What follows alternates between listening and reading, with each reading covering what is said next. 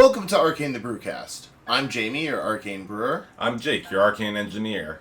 Thank you to Mom Rock for the use of their song Conversation in the intro. So today we're going to be brewing with a beloved Thanksgiving staple, cranberry sauce. We've brewed with a lot of gelatin lately in general, but this doesn't really contain anything that unusual. It's just cranberries, high fructose corn syrup, more corn syrup, and water. So we're going to be also adding honey. This is shelf stable. Are there no preservatives in there? There are no preservatives listed under the ingredients.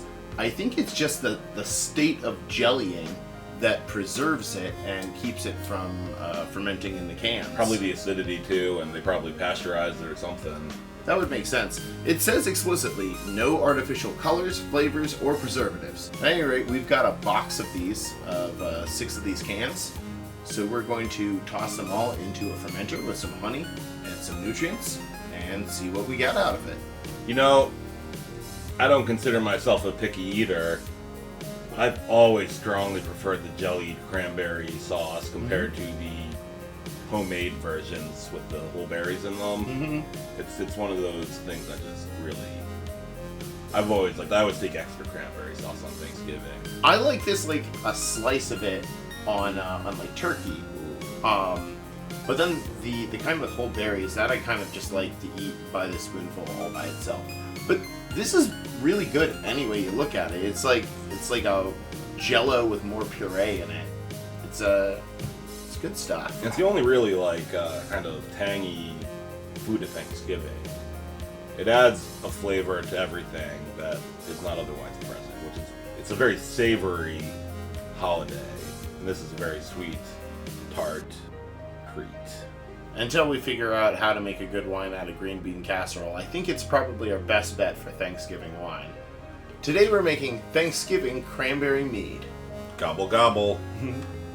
Cranberry sauce has been part of North American cuisine since at least the early 17th century.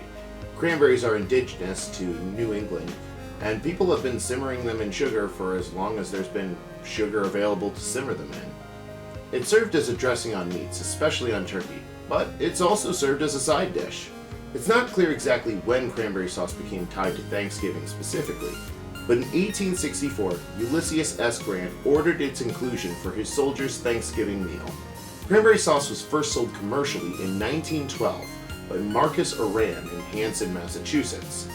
By 1930, Oran came together with John Makepeace and Elizabeth Lee to form the company that would one day be known as Ocean Spray. In 1941, Ocean Spray began selling the first canned cranberry sauce on the market. We're brewing with 6 cans of Ocean Spray cranberry sauce and 2.5 pounds of honey, split across about 2 gallons of mead. I dump all the cranberry sauce into my mixing pot. Then, I mash up the cranberry sauce as much as I can while I slowly heat it. I add a quart of water and stir it up some more, breaking up the clumps as much as I can.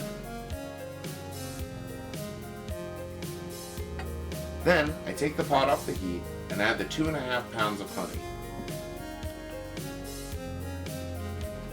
Always rinse out the container to get every last bit of honey.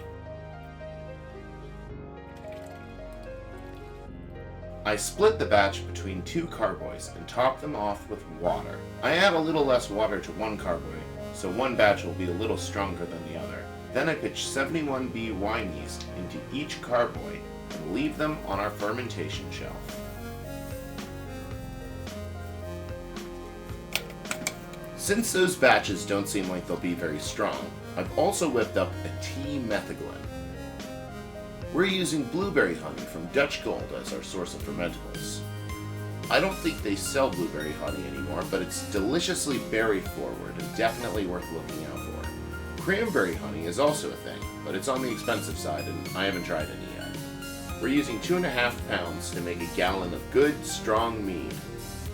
We're spicing it with cranberry apple tart herbal tea from Newport Spices and Tea, which will add some color and some mild fruity tartness. I mostly want the honey to shine here, since I'm not using any fruit juice or puree in this batch. Instead, we're bringing mild, indirect notes of blueberry, cranberry, and apple. most of the fruits of Thanksgiving pies. I steep the tea in filtered water just below boiling for 5 minutes, then blend the honey together with the tea in my mixing kettle. Once the honey is fully dissolved into the tea, I add some yeast nutrient and then wait a little for it to chill in a cold sink.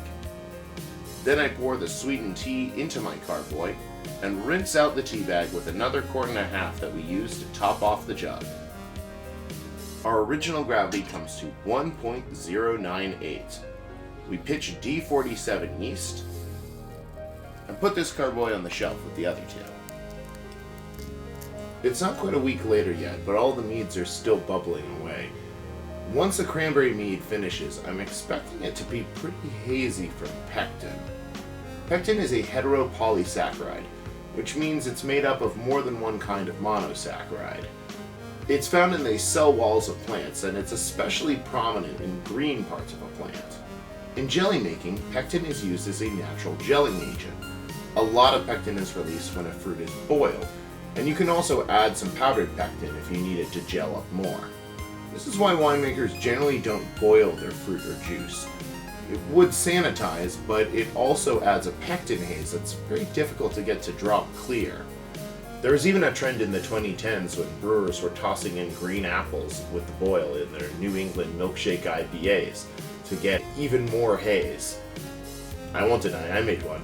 If you're using a fruit especially high in pectin, you can add pectic enzymes before fermentation. As the name implies, pectic enzymes help break down pectin, but they're not as effective in the presence of alcohol. So for best results, you want to add them before fermentation, not after. Cranberry sauce is made by boiling cranberries and sugar, so naturally our mead is going to have a lot of pectin.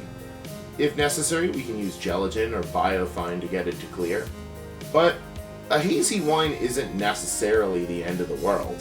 It'll still taste great, and beauty is in the tongue of the beholder anyway. Thank you to Mom Rock for the use of their song Conversation. If you enjoyed this video, like, comment, and subscribe. Also, our friends Crook Point are opening up tomorrow, November 24th, 2023.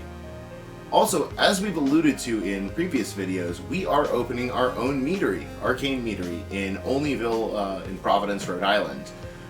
That's probably going to be sometime in the next year, 2024.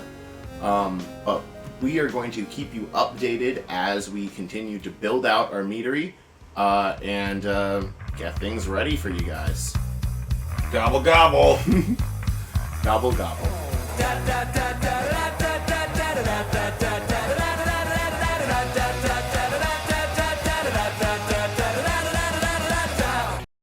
Pectin is a heteropolysaccharide, which means it's made from the bonds of more than one totally straight polycule.